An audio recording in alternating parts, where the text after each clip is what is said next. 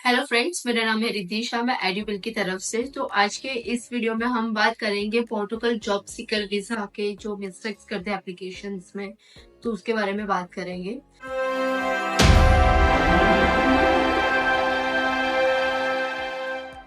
तो जैसे कि पिछली वीडियो में मैंने पूरा स्टेप बाय स्टेप बताया था कि पोर्टुगल जॉब सीकर वीजा किस तरह से एप्लीकेशन करते हैं, पूरे सारे स्टेप्स और एलिजिबिलिटी क्राइटेरिया क्या है, सारी चीजें मैंने उसमें आपको बताई थी।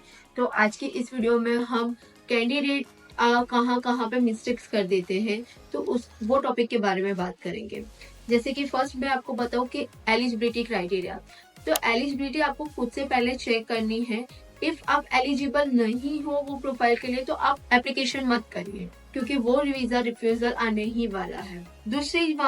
दूसरी रिक्वायरमेंट डॉक्यूमेंट्स पे, जैसे कि आपके आइडेंटिटी जो डॉक्यूमेंट्स है, आइडेंटिटी मीन्स जैसे कि आपका पासपोर्ट है, आपके एजुकेशनल डॉक्यूमेंट्स है, इवन आपका फाइनेंशियल डॉक्यूमेंट्स है, ये सारे जो डॉक्यूमेंट्स है आपके टू बी प्रिपेयर हो तो ही आप अप्लाई करिए। और इसमें मेनली चीज फाइनेंशियल डॉक्यूमेंट्स इसीलिए कंसिडर करते हैं कि वहां पे जाके आप कहाँ से किस तरह से सर्वाइव करोगे, आपका कॉस्ट ऑफ लिविंग जो भी है उसका खर्चा कौन निकालेगा, क्योंकि वो खुद से निकालना होता है। तो वो सारी चीजें फाइनेंशियल डॉक्यूमेंट्स पे डिपेंड होती है।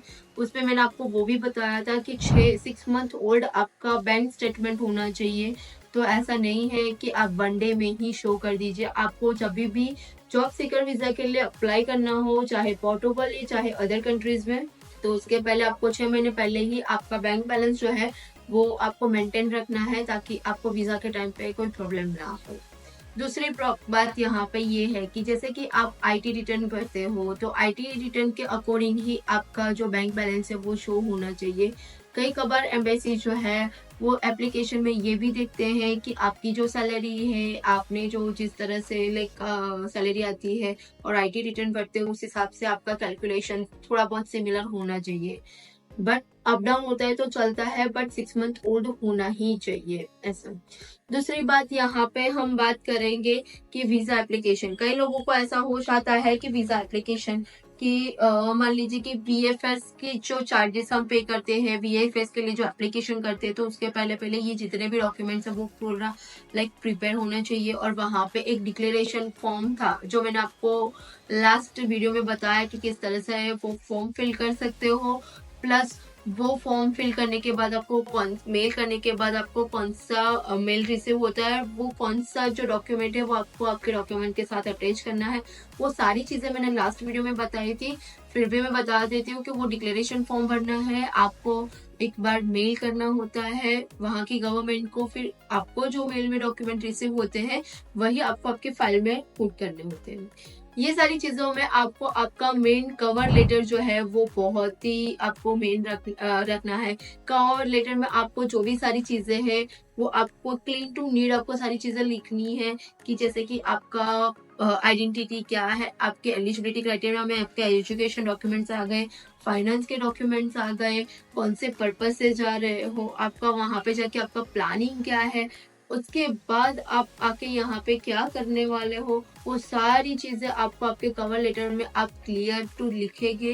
तब जाके ऑफिसर को पता चलेगा कि नहीं आपका कॉन्सेप्ट क्या है। वहां जाके आप जॉब करोगे, जॉब करने के बाद वापस रिटर्न आओगे, और वापस रिटर्न आने के बाद आप क्या करोगे, वो सारी चीजें वो कवर लेटर में मेंशन होनी चाहिए। दूसरी बात ये कि हम कोई भी कंट्री में, इवन पोर्टुगल नहीं, चलिए कोई भी कंट्री में अप्लाई करते हैं तो वो कंपनी से नोन होनी चाहिए। ऐसा नहीं कि हम यूरोपियन कंट्री में, जैसे कि पोर्टुगल भी बात करूं या कोई अदर कंट्री की बात करूं, आप कोई भी कंट्री में अप्लाई करते हैं तो वो कंट्री के आप नोन होने चाहिए। नोन मीन्स यानी कि वहां पे कौन सा कल्चर चल रहा है, वहां पे लैंग्वेज कौन सी चल रही है। जैसे कि कई लोगों का ऐसा होता है कि नहीं चलो मैं पोर्टुगल जाके मैं मेरे हिसाब से सारी चीजें सेट कर लूंगा। कई लोग ऐसा बोलते हैं कि नहीं मेरा फ्रेंड तो वहां पे रहता है, वो मेरे सारी चीजें रहने का सेटिंग कर देगा। बट एक्चुअली ये सारी चीजें नहीं होती है। फ्रेंड हो, रिलेशन हो, रिलेटिव्स हो, व्हाटएवर जो भी हो, वो आपको 1 वीक रखेंगे, उसके बाद आपको नहीं रखेंगे, बिकॉज ऑफ यहाँ से वहाँ का कॉस्टिंग बहुत ही ज्यादा होता है। रहने का, खाने का, सारी चीजें में बहुत सारी चीजें होती है। दूसरी बात यहाँ पे ये है कि पोर्टुगल जाने के बाद आपको पोर्टुगीज आती हो तो पोर्टुगीज के अकॉर्डिंग यानी कि लोकल लैंग्वेज आती है तो आपको बहुत ही अच्छी यानी कि व्हाइट कॉलर की जॉब मिल सकती है। मान लीजिए आपको नहीं आती है, आपको इंग्लिश ही आती है सिर्फ, तो आप सिर्फ लेबर टाइप की जॉब में ही आप सर्वाइव कर सकते हो, जैसे कि हेल्पर कैटेगरी है, वेयरहाउस है, फैक्ट्री है, डिलीवरी की जॉब है, ये सारी चीज़ों में आप जॉब कर सकते हो। दूसरी बात, यहाँ पे वहाँ पे कौन सा कल्चर चल रहा है, वहाँ पे कौन सा इवेंट होने वाला है, ये सारी चीज़ें आप अपने कवर लेटर में लिखोगे, आपको पता है ये सारी बातें, तब जाके वहाँ के ऑफिसर और सबको पता चलेगा कि नहीं, चलो लाइक जो कंट्री में आप जा रहे हो वो कंट्री से आप नोन हो, और वही कंट्री में क्यों जाना है, वो सारी चीज़ें भी एक लेटर में मेंशन होती है। और आप खुद ही नोन रहते हो तो वहाँ पे आपको ऐसा भी नहीं होगा कि नहीं चलो मैं अनजान जगह पे, अनजान शहर में, अनजान कंट्री में आ गए हो, ऐसा भी नहीं लगेगा। सो ये आपको याद रखना है। जैसे कि मैं बताऊँ कि आप वहाँ पे जाने के बाद भी आपको कहीं ना कहीं जॉब ढूंढनी है और आपको जॉब नहीं मिल रही है, तो आपको लाइक वहाँ पे जो जॉब के जो पोर्टल्स होते हैं, जैसे कि लिंक्डइन है, इंडीड है, काफ़ी सारे जॉब पोर्टल्स है, वहाँ से पहले से ही आप एप्लीकेशन कर दो ताकि वहाँ पे जाके आपको दिक्कत ना हो जॉब ढूंढने में। यानी कि आपके पास वहाँ पे जाके ही तुरंत जॉब मिल जाए और आपका टाइम वेस्ट ना हो, क्योंकि आपको ये जो वीज़ा मिल रहा है वो पहले 120 डेज का मिल रहा है, उसके बाद आपको और 2 महीने रहने हैं तो 180 डेज का आपको मिलेगा, यानी कि पहले 4 महीने का मिलता है, उसके बाद एक्सटेंड होने के बाद 6 महीने का हो जाता है। फिर वो सारी चीज़ें वहाँ पे आप किस तरह से वर्कआउट करते हो, किस तरह से आप वर्क करते हो, वो एम्प्लॉयर किस तरह से है, वो आपको एक्सटेंडेबल करके देंगे या नहीं देंगे, वो सारी चीज़ों में आपको बहुत ही ध्यान रखना होता है, बिकॉज़ ये इंडिया नहीं है, वो बाहर की कंट्री है। तो बाहर की कंट्री में आप जो भी जगह पे जॉब करते हो तो वहाँ पे मंथली टैक्स पे करना होता है, आपको आपकी प्रोफाइल बहुत ही अच्छे से बनानी होती है। इफ़ मान लीजिए कि आपको उसके बाद भी अच्छी अपॉर्चुनिटी मिलती है कि आपको जो एम्प्लॉयर है वो आपका वीज़ा एक्सटेंड करके देते हैं, तो वो आपके लिए बहुत ही अच्छा प्लस पॉइंट हो जाएगा और उसके बाद आप वहाँ पे बहुत ही ईज़िली स्टे कर सकते हो।